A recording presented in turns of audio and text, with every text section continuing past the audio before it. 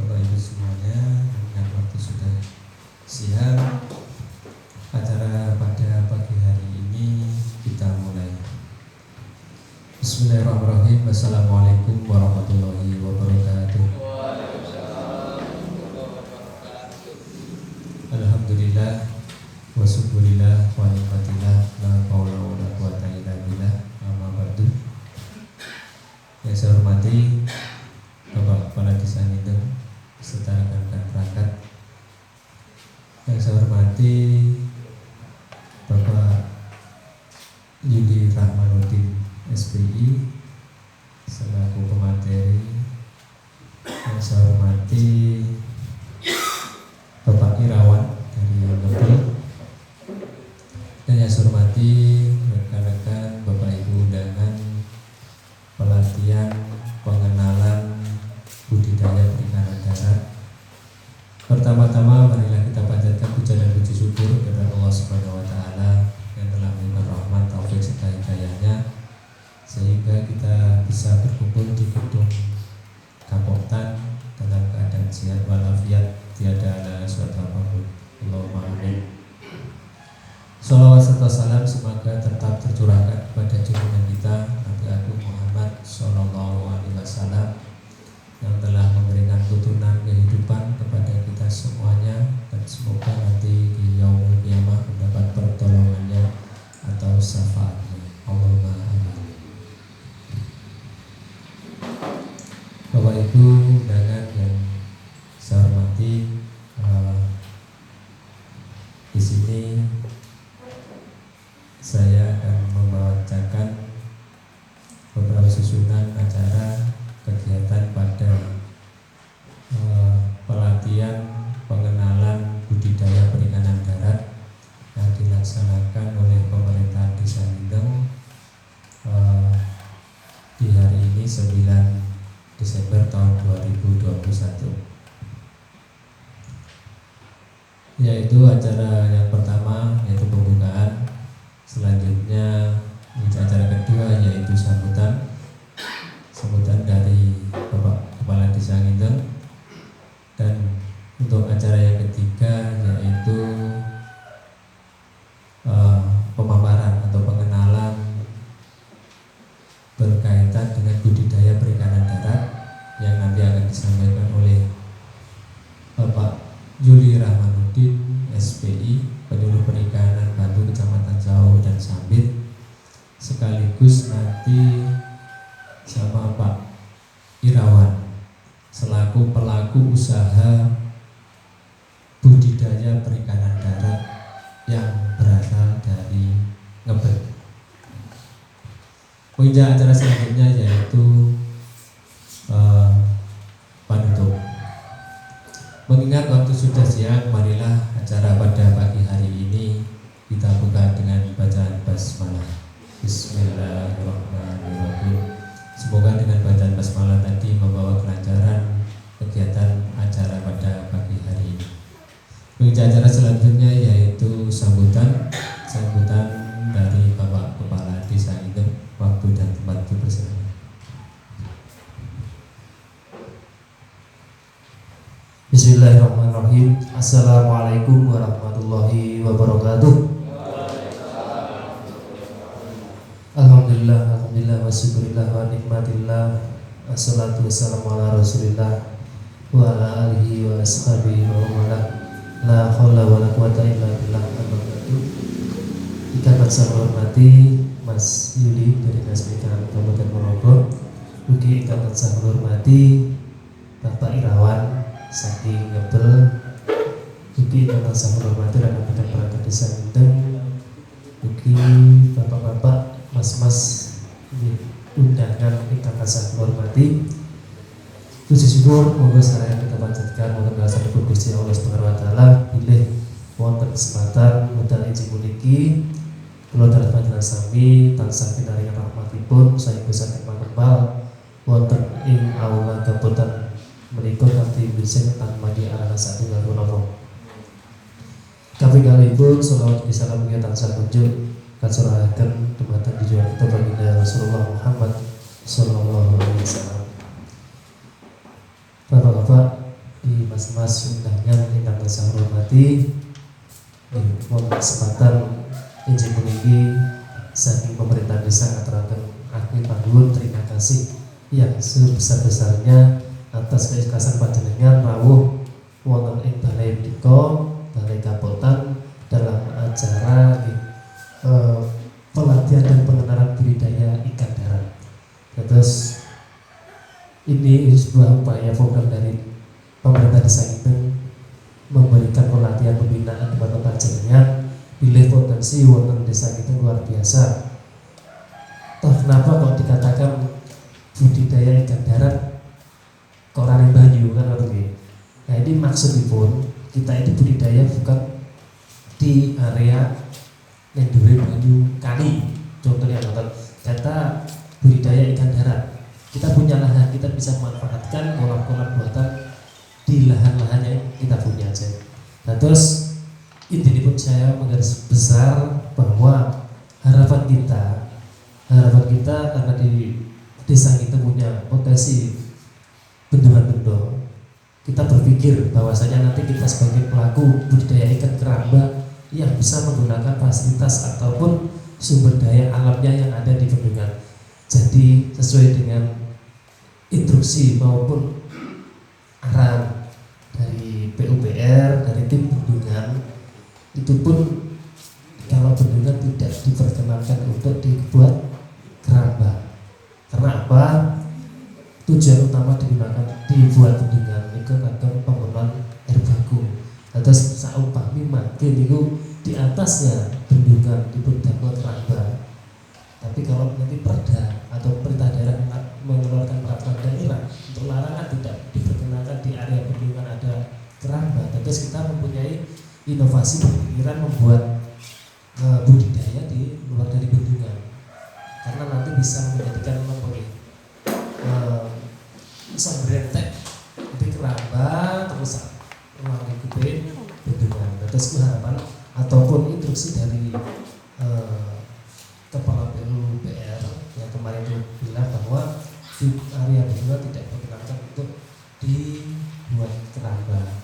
Terus kita punya inovasi selain bendungan, karena tujuan utama bendungan itu untuk pembuangan air baku, bukan karena mungkin yang bisa dibuat untuk keramba di bagian misalnya di Ngadirejo seperti itu jauh dari jangkauan bendungan itu, tapi kita memanfaatkan karena air di sungai desa itu seperti ini 24 jam musim kemarau tidak pernah padam ataupun jarang kekeringan. Itu kita bisa menggunakan karena nanti kalau bendungan itu sudah berjalan maksimal kita tidak ada banjir, kita masih aman menggunakan fasilitas ataupun sumber daya air di sungai. Oleh karena itu dalam kesempatan ini kita berupaya menggunakan lahan-lahan ingkang wonten di sekitar panjenengan. Misalnya kita lahan kosong, kita bisa buat kolam-kolam. Tapi ini kalau nyumbang ampun Mas Yuli di Airawan, terkendalanya kita itu berpikir gini, kita punya lahan yang nantinya bisa dibuat kolam untuk budidaya lele ataupun pembesaran ikan patin atau gimana. Tapi kita berpikir untuk tanam dari budi seperti itu.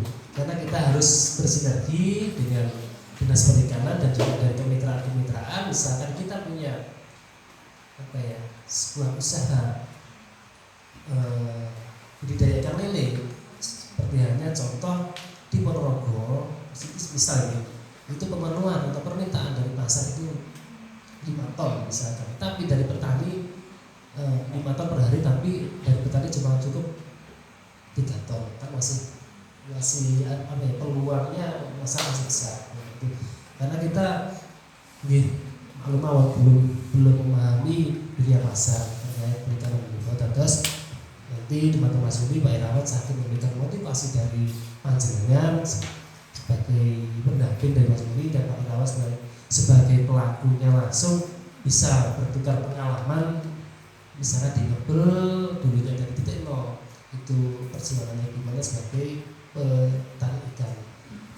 Alhamdulillah, mudah-mudahan nanti karena kita bisa bersinergi dengan Ibu PKK, hasil dari perikanan tidak hanya kita jual secara mentah, tapi kita bisa olah sebagai entah itu makanan yang unik lain dari yang lain, itu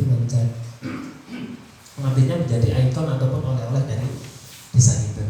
Jadi kita berupaya dari pemerintah desa itu merintis, monggo inovasi bahan baku yang ada di desa kita manfaatkan, toh itu tidak mengurangi nilai budaya lokal. Jadi bahan baku di waktu desa kita apa, produktif setiap tahunnya itu produksi apa, kita olah sing unik lain dari yang lain, nantinya bisa menjadi menarik orang dari luar desa ini untuk berkunjung dan pulang membawa oleh-oleh desa kita seperti itu. Terus kita sharing bersama-sama, kita bersinergi. Mudah-mudahan pelatihan dalam kesempatan pagi hari ini kita bisa menyaring, kita bisa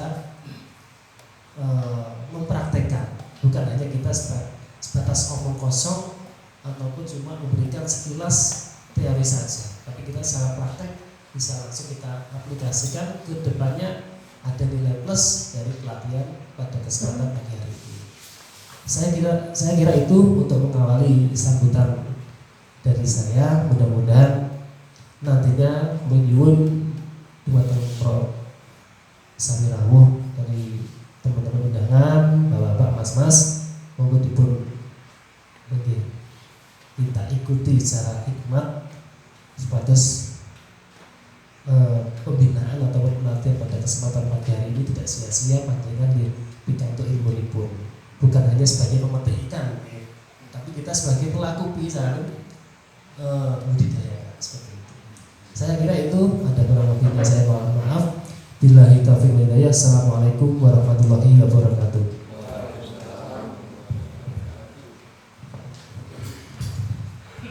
Terima kasih kepada Bapak Kepala Desa ini atas sambutannya, arahan serta harapan. Semoga apa yang disampaikan bisa memberi dorongan atau motivasi kepada kita semua.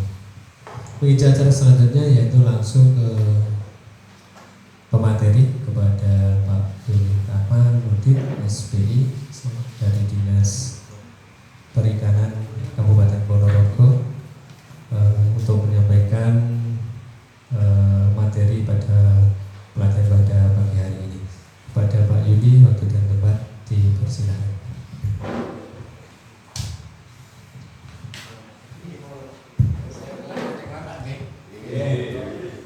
Assalamualaikum warahmatullahi wabarakatuh.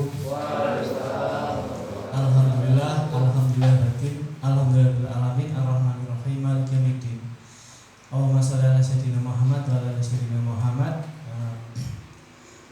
Puji syukur pada menjelang siang ini kita dipertemukan kembali ya di aula Gapoktan Desa Nindeng ini. Salawat dan salam kita aturkan pada junjungan kita Nabiullah Muhammad SAW.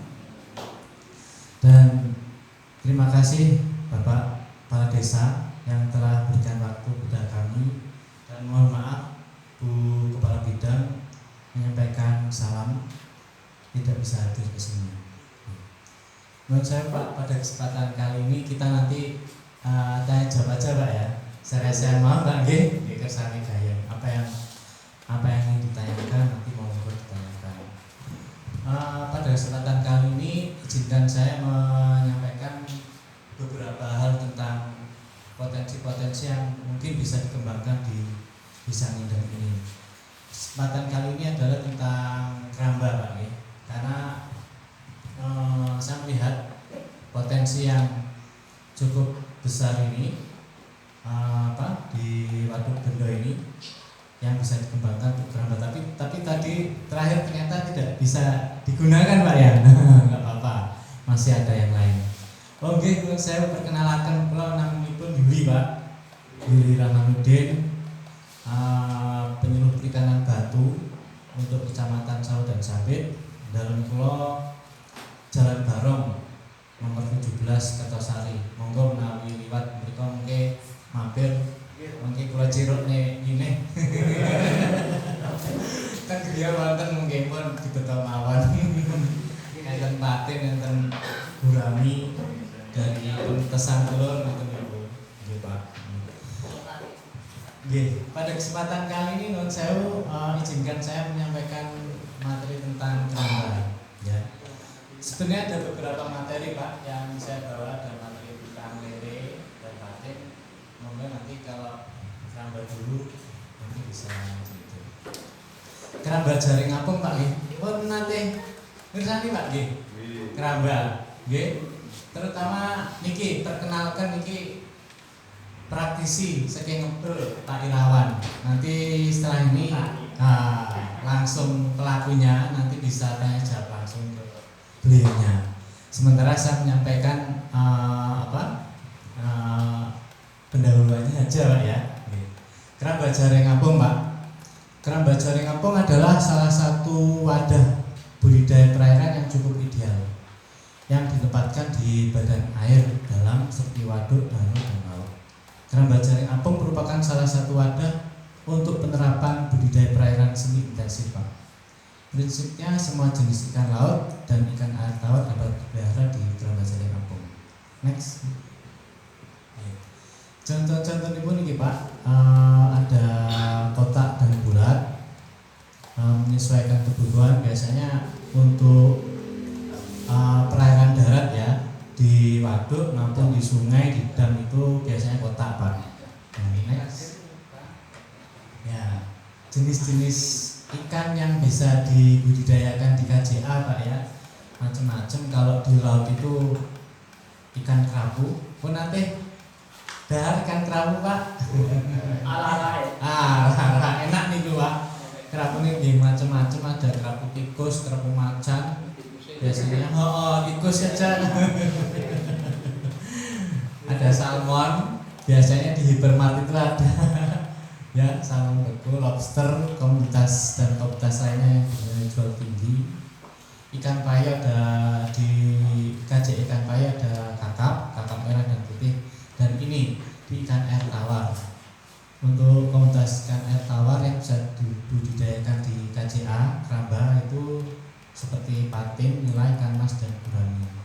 Dari sekian banyak itu yang banyak dibudidayakan adalah nila dan patin Pak. Dan biasanya dicampur dengan tombro itu ikan mas sebagai penambahan. Next. Sebenarnya kita mungkin bertanya Pak nih, napa to untungnya ternak iwak teng keramba wong teng kolam nggih saged to Pak nggih? Nggih napa mboten? Nah niku Pak. Dibandingkan dengan kolam darat itu keramba jaring apung itu ada beberapa keuntungannya emang Pak. Jelas tidak perlu ganti air Pak nggih. Gantos waduk semono nggone pripun gitu. Gantos lepen air sungai segitu banyak gimana? Ya nggak bisa ya.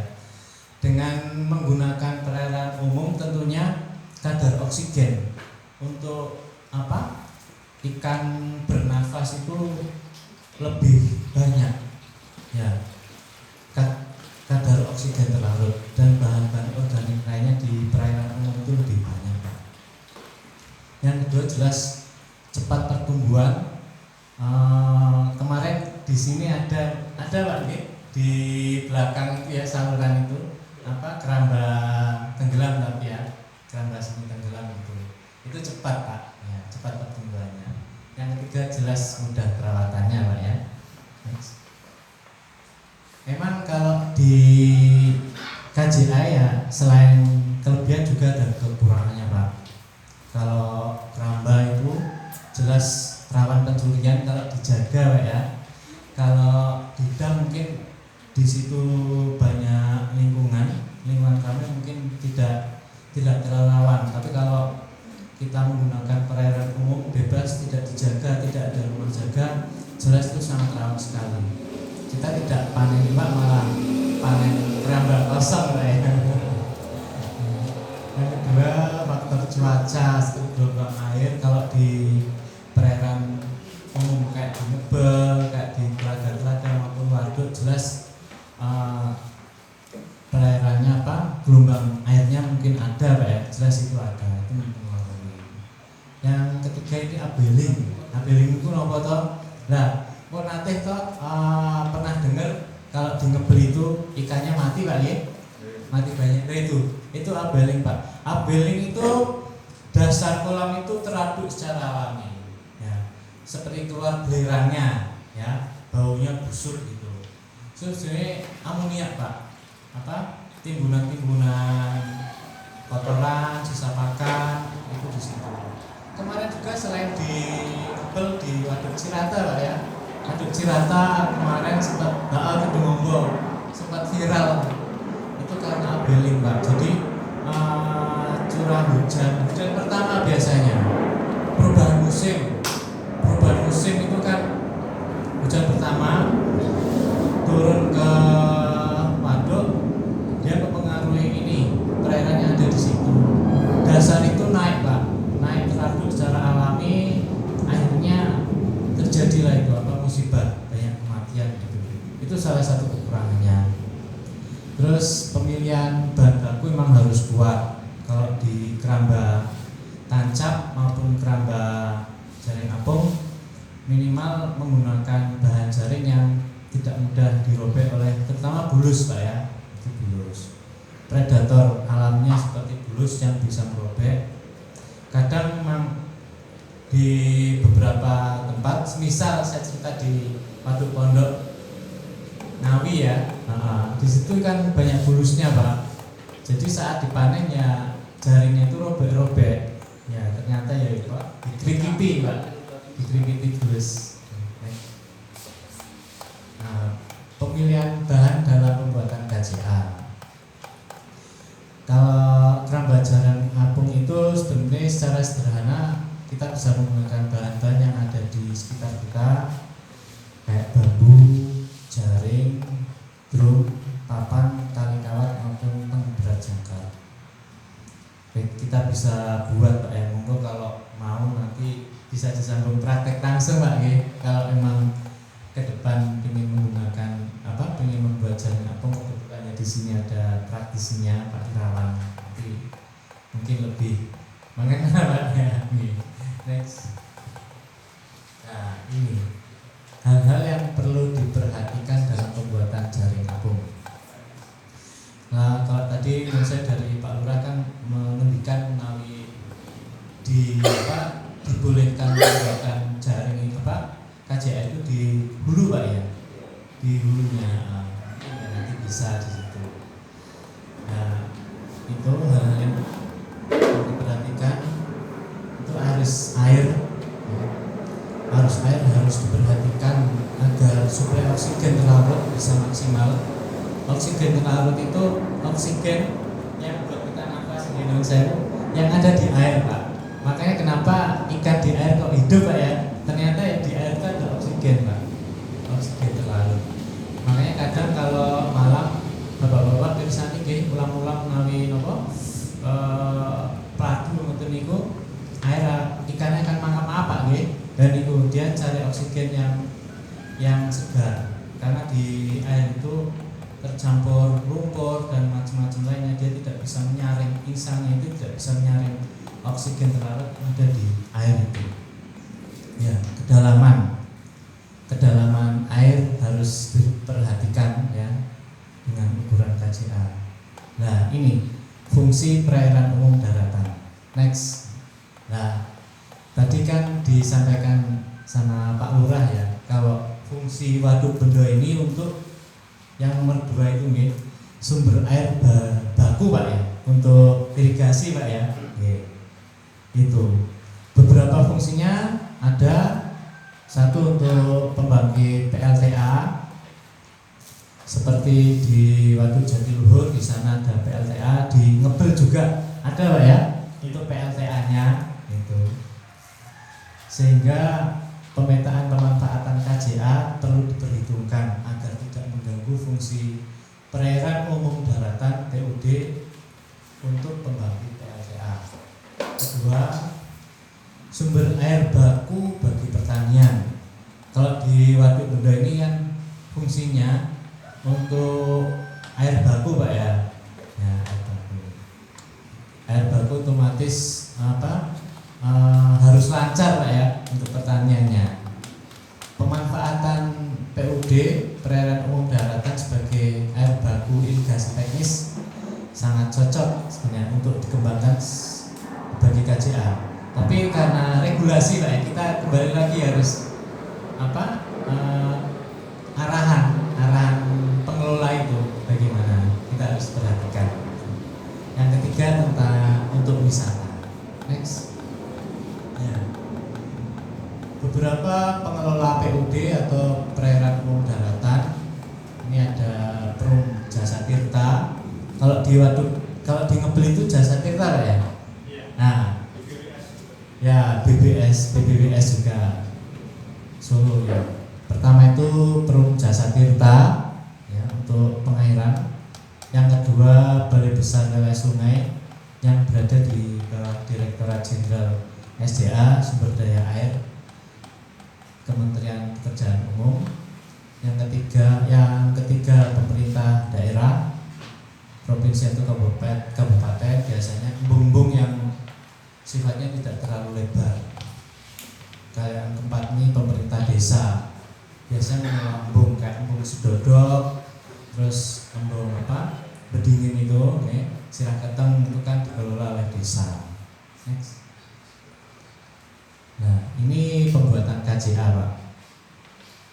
Ini sekilas saja, nanti bisa dijelaskan secara panjang lebar oleh Pak Irawan.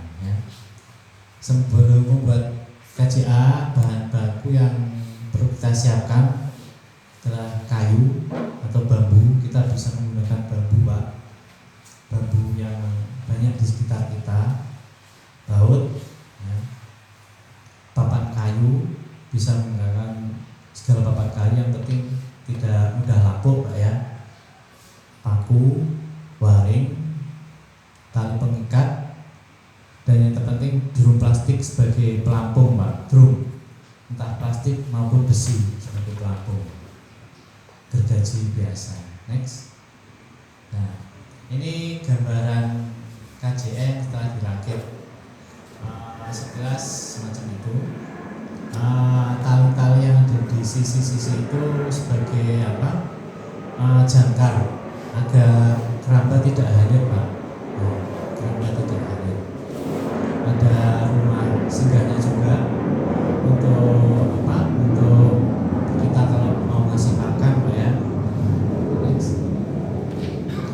Ini sekilas saja Pak, sekilas tentang analisa pembuatan KJA. Ini KJA yang biasanya ada di waduk ataupun perairan umum daratan lainnya. Secara sederhana sebenarnya kita punya di sekitar kita kan banyak bambu Pak ya. Itu yang bisa kita pakai.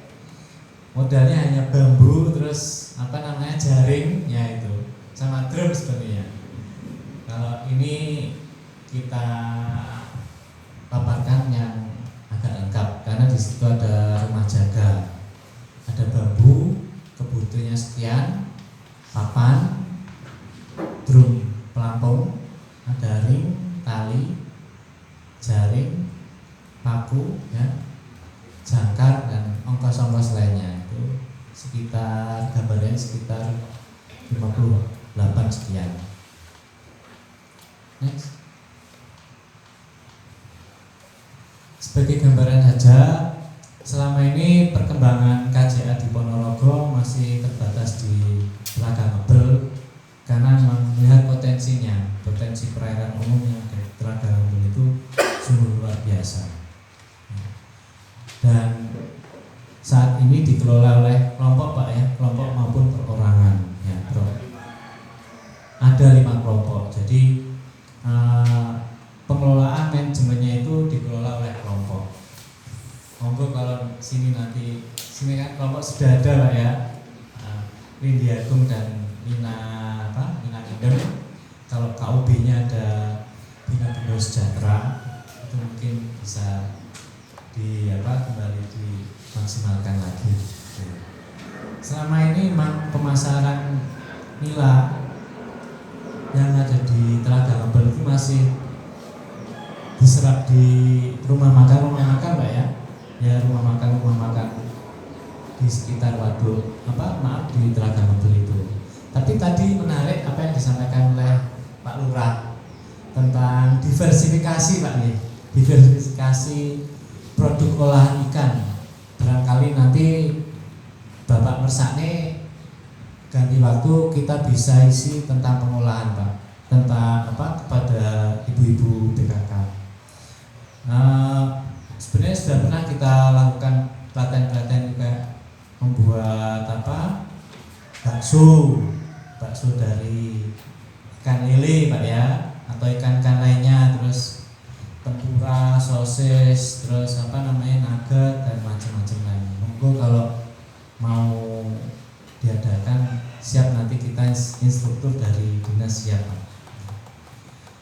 Dengan semakin banyaknya rumah makan yang menyediakan olahan ikan nila, baik nila goreng, nila bakar, menjadi ini potensi yang patut dikembangkan lebih intensif lagi. Karena produksi nila di Keramba itu belum mencukupi Pak ya. Selama ini belum mencukupi untuk kebutuhan rumah makan yang ada di sekitar Telaga Ngambul itu. Dan itu menjadi potensi Pak. Dan salah satu potensi yang banyak dilirik oleh orang luar itu ya waduk Bendo untuk dikembangkan menjadi KJA. Tapi karena ada regulasi yang menekankan pada pemanfaatan untuk air baku, ya harus kita mencari alternatif lainnya Pak Yik. Next. Nah ini sekilas saja tentang potensi waduk Bendo. Barangkali nanti ada yang perlu barangkali ada yang salah mungkin bisa diluruskan Pak ya. Waduk Bendo yang berada di Sanindem ini, Kecamatan Sao, diresmikan oleh Presiden Joko Widodo pada 7 September Pak nih. Dinten Selasa nggih. Nah, peresmian penandatanganan prasasti itu ya. Tanggal 7 September. Mempunyai potensi untuk digunakan sebagai tempat budidaya ikan dalam KJA. Potensi ini bisa dimaksimalkan masyarakat tempat dengan membuat KJA dengan komunitas nila. Next.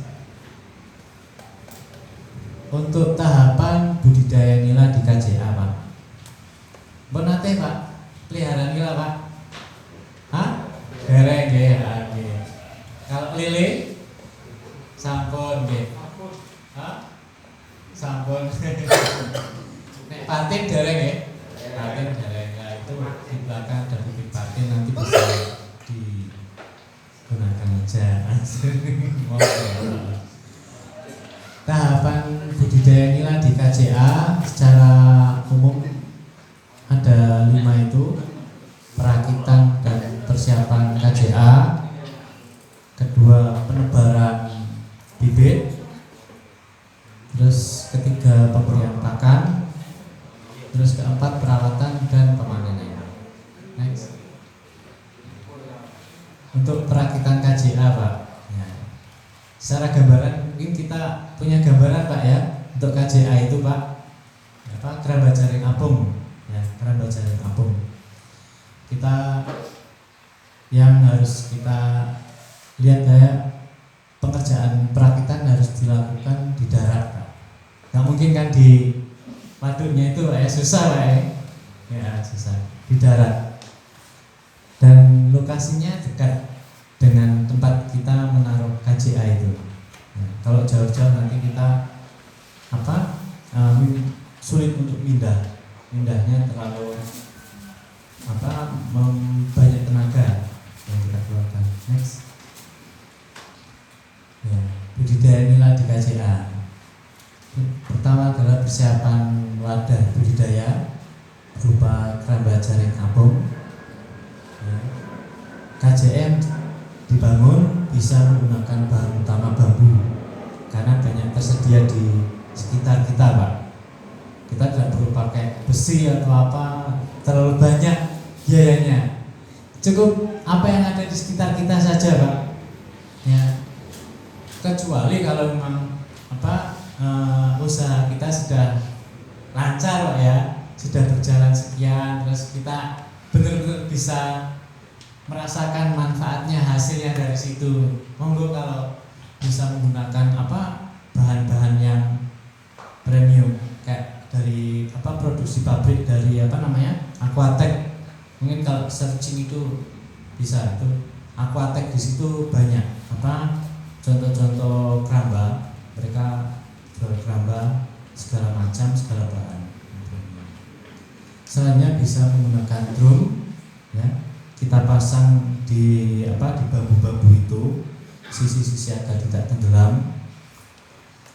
Pemilihan jaring memperhatikan mata jaring, Pak. Ya. Kita jangan menggunakan jaring terlalu lebar mata jaringnya. Jaring sawah itu kan lebar, Pak ya. Nah, kita pakai jaring yang mata jaringnya itu lebar. Bolongan nih. Lebarnya itu paling tidak 1 in. Ya. Jaring yang digunakan berbahan dasar polietilen yang kokoh dan kuat. Penebaran benih. Nah, untuk menebar benih, hal-hal yang harus kita lihat, benih harus lincah dan sehat, Pak. Ampun benih wis kelihatan sakit dimanapun, entah perairan darat di kolam atas maupun di kolam keramba, benih itu memegang peranan penting dalam keberlanjutan budidaya. Ya. Kita tidak harus benih sana, satu daerah sana murah ya, besar-besar ya, tapi ternyata di bawah ke sini adaptasinya, Pak ya, adaptasinya. Bayangkan kalau ini kalkulasi aja, Pak, kalau benih dari sana itu 10.000, ambil contoh lah 1 juta, 10.000 1 juta, bagus-bagus, besar-besar. Tapi setelah kita taruh di sini tidak sampai seminggu ternyata hanya tersisa 5.000. Berarti kan nilainya 5.000 bibit ini kan senilai dengan 10.000 tuh, Pak. Gini kok. Ya kita kalau benih cobalah menggunakan pembenih-pembenih yang ada di sekitar kita, Pak. Banyak, Pak. Kalau butuh nila ada pembenihnya. Butuh lele yang terdekat di sini di Suki, Pak ya. Pak Puguh. Nah, Pak Suki sana membenihkan sendiri dan indukannya juga berkualitas. Benih patin, kalau benih patin itu kebanyakan di sini mendatangkan ukuran kecil, Pak, ukuran 1 in atau 2/3 in. Kalau memijakan sendiri di sini memang belum bisa. Benih gurami di sini sudah banyak pembenihnya, Pak. Di sini rata-rata mendatangkan telur, Pak. Mendatangkan telur terus ditetaskan di sini, di ember-ember, di kolam-kolam, itu di situ, Pak. Benih harus lincah dan sehat. Keseragaman harus 80%. Terutama untuk nilai memang karena dia tidak kanibal, 80% itu sudah bagus, Pak. Minimal ukuran benih yang bisa digunakan 7 cm. Kenapa menggunakan benih yang besar? Itu agar mudah adaptasi, Pak. Kalau kecil ya memang murah, tapi nanti adaptasinya sulit. Kecuali kalau kolam daratan ya, di kolam tanah itu kadang ada yang menggunakan larva, malah larva ditebar di situ, dibesarkan menyesuaikan, terus nanti setelah ukuran sejari ini nanti dipindah ke KJA maupun di kolam-kolam dipecah istilahnya gitu. Penebaran benih dilakukan pagi atau sore hari untuk mempermudah adaptasi, untuk mudah menyesuaikan, Pak.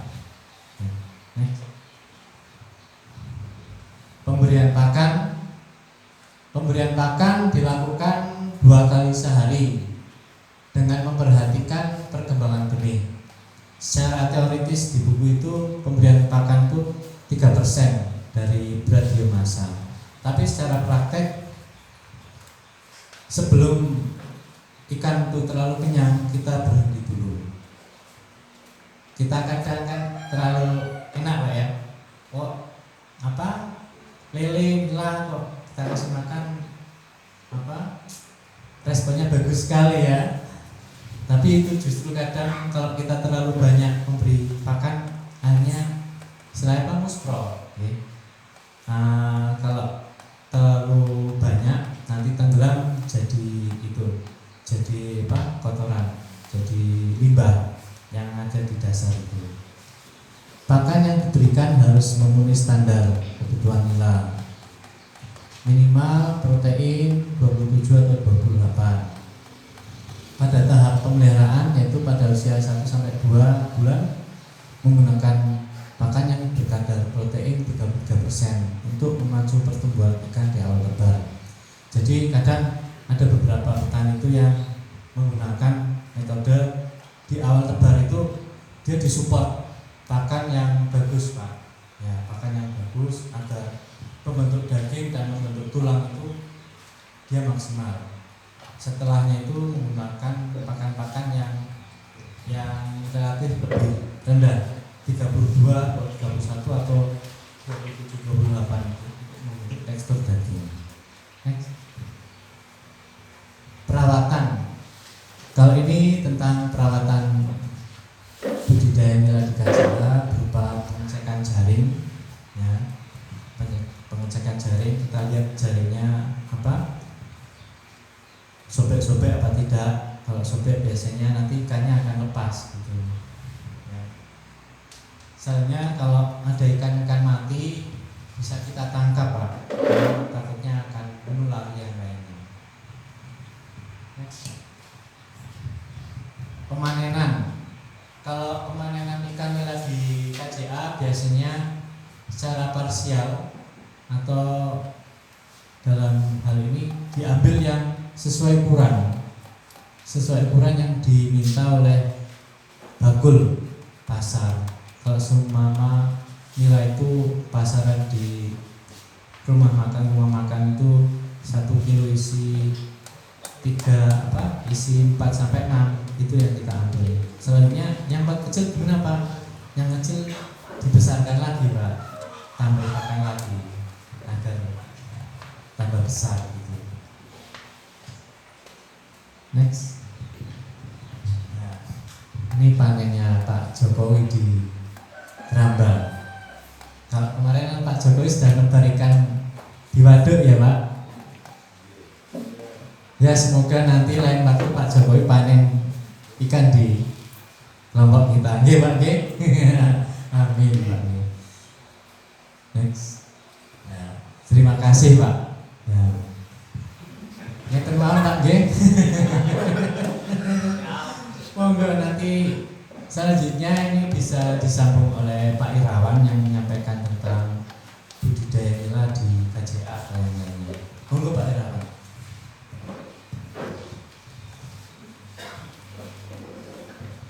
Matur suwun medalipun. Assalamualaikum warahmatullahi wabarakatuh. Ingkang kehormatan Bapak Lurah di sedang berangkat ugi para undangan di sedulur ingkang tersebut. Mukadimah wonten ing lajeng mawon nggih. Kita memulai mawon niku perkawis budidaya KJA. sewu Mbak Operator tahapan.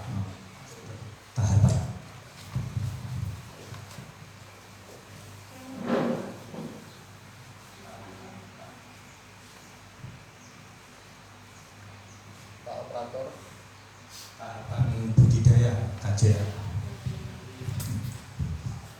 Ingkang sepindah menika wonten ingkang dipun terangaken kalih Bapak Yuli nggih menika secara akademisi, dan kita sangat membutuhkan itu karena itu sebagai tolak ukur kita berbudidaya ikan.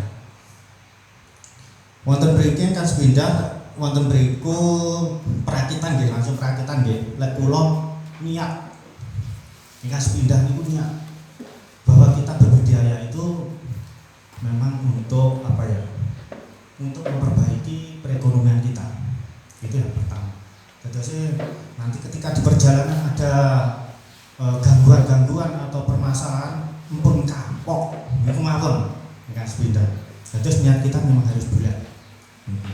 Terus yang kedua nggih menika perakitan. Nah, perakitan KJA niku lek ingkang dipun aturaken Pak Yuli niku saking Aquatech nggih Pak nggih. Niku bahannya bagus, kualitasnya bagus, tapi harganya juga bagus. Niku yang kemarin itu dari perikanan itu 400 juta Pak ya, yang dari kelompoknya Pak Manto itu sekitar 400 juta, itu cuma 4 plong. Itu memang bahannya bagus. Di situ sudah sekitar 12 tahun itu belum apa-apa. Nah, sedangkan kita karena kita memulai dari yang kecil, kita memanfaatkan apa yang ada di sekitar kita aja dulu. Menawi kula riyen memulai dari bambu, kemudian kula tambahi kalih napa niku besi, tong niku. Kalau bambu sekitar kita punya budget sekitar 2 plong 1 unit, itu kan ada 2 plong. Itu sekitar 3 jutaan lah. Sekitar 3 juta itu frame atau bambunya itu yang kita butuhkan sekitar 7 batang. 7 batang mungkin sampun saged untuk 2 plong. Nah, itu sekitar ukuran 3,5 kali 5. Niku mawon kalau kita budidaya secara intensif niku sudah bisa 2 kintal lebih. Itu hasilnya. Terus untuk perakitan itu kita punya metode. Kalau dari Brain itu sistem tumpuk. Misalnya itu biasanya dua, bawah 2. Terus di sini ada baut.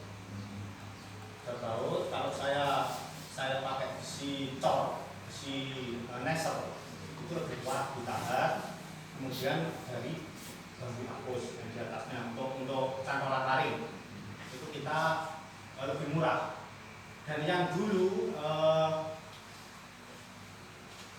kerambayan dulu kan 2 atas 2 bawah 2. Sekarang saya buat atas 3 bawah 2. Itu mungkin lebih mudah perbaikannya, terus jangka waktunya itu lebih lama. Kalau agak kapok kita tumpuk lagi, dan kita tidak membutuhkan apung. Itu lebih murah sekali. Karena kita kalau ujuk-ujuk nomor itu misalnya nggak kadang-kadang dasarnya campuran ya, menjauh ujuk-ujuk mau dari pakai belum akeh rugi kapok malah boten dari. Itu yang terjadi wonder seperti itu sekitar tahun 90-an dan tahun 2000-an. Kendalanya masyarakatnya kalau model satu abiling berapa enggak dukun antara tempat ini. Yang kedua menawi merapi patok atau semer patok model itu terus. Model itu kendalanya patah menang kita model. Nah mungkin kalau untuk gendo sini itu luar biasa untuk kualitas airnya. Tapi kita harus menjaga kualitas airnya. Contoh, dengan menjaga kualitas airnya ini kita bisa melalui aplikasi makan. Kadang-kadang yang itu menawi pun untuk makan aku makan tergelap dengan berwarna gelap untuk pakai segar. Banyak sisa makanan di bawah, akhirnya menyebabkan racun untuk ikan juga tidak. Itu seperti yang di Dununggu. Dulu-dulunya seperti itu Dununggu. Akhirnya kualitas airnya jelek untuk saat ini. Ya alhamdulillah untuk Ngebel kita tidak ada bilang kualitas airnya bagus. Alhamdulillah itu dari itu kita sedang sedikit ya saking itu termasuk yang terbaik. Dulu yang di Unding itu Soko, Udang, itu airnya terbaik Pak orang ya. Sekarang sudah tidak terbaik lagi, terburuk sudah. Karena apa? Pengolahan dari limbah sapi. Nah ini, kadang ketika kita mengejar profit, kita lupa dengan yang lain. Nah itu kadang. Dan sekarang ini sudah jadi sorotan sehingga untuk para kelompok peternak di sana sekarang semakin kita berusaha rusak dunia tapi kita jaga awal. Untuk perakitan tadi kita lanjut ke perakitan lagi. Kalau yang dua bambu sama dua bambu itu potongannya 7 itu 8 sama 6 meter. Yang 8 saja mungkin dibelah jadi 2 yang 6 meter tadi. Nanti tongnya jadinya 3,5 kali 5. Nanti bisa berkurang kalau kita artikan secara betul. Dan itu dalam jaringnya atau laringnya itu 2 tumpuk sekitar 2 meter 40 atau 3 juga bisa. 3 tumpuk atau 2 tumpuk itu bisa. Itu kalau pakai laring. Terus ada lagi yang pakai troll. Itu ukuran ikan sampai disebutkan oleh Pak Yuli. Ini itu troll itu 1 inci atau 2 inci. Itu untuk benih gelondong. Untuk benih gelondong yang ukuran segini. Itu kalau kita dari Ngebel, khususnya saya, kelompok saya, itu ngambilnya dari dia, itu dari Mas Jaya. Tapi kalau ada kekurangan kita dari DPI yang disediakan. Kalau mungkin di sini sudah ada yang menyediakan gede-gede buat ini. Jadi belum. Nah, mungkin koordinasi kali perikanan lawan, koordinasi kali perikanan. Terus khusus untuk perakitan keramban itu untuk lama kerusakan dari awal sampai rusak itu sekitar 2 sampai 3 tahun. Itu harus kita ganti di close. Makanya kalau gambar desain 3 jumlah itu agak mahal sedikit, ya paling sekitar 30%. Tapi nanti bisa tahan 6 tahun ke atas. Target saya itu 10 tahun. Tapi ya disusul-susul itu tadi. Dan kita tidak menggunakan tong karena tong itu juga mahal. 1.240 sekarang kalau tidak salah. 240 daripada waktu itu nanti bisa kita beli untuk benih dan pakan. Tapi kalau putaran permodalan kita sudah banyak, kita berani bersih, itu yang lebih lama dan lebih pokok. Ini untuk memulai awal usaha kita. Apalagi sekarang untuk permodalan mudah pertama kali, tapi kadang-kadang sulit kita mengendalikan. Nah, itu. Pertama duduk waktu, duduk, tidak napa niku, boten kasil, akhirnya kapok, malah malah nah, itu. Napa penting dibagari. Nah, Pak Yulin kuliner juga ada, Pak Lurah juga ada, betul Pak betul, itu bisa nanti. Itu lebih mudah gimana? Tapi yang paling kita perhatikan itu adalah penggunaan modal tersebut. Bukan karena kita keinginan untuk profit yang banyak, tapi kita memindahkan ilmu yang ada. Terus yang kedua, penebaran bibit. Penebaran bibit itu kalau dengan ukuran 3,5 kali 5 itu kita pakai benih gelondong itu sekitar 20 sampai 30 kilo. Dan nanti ada kematian harian dan juga ada kematian stres di awal. Tapi kalau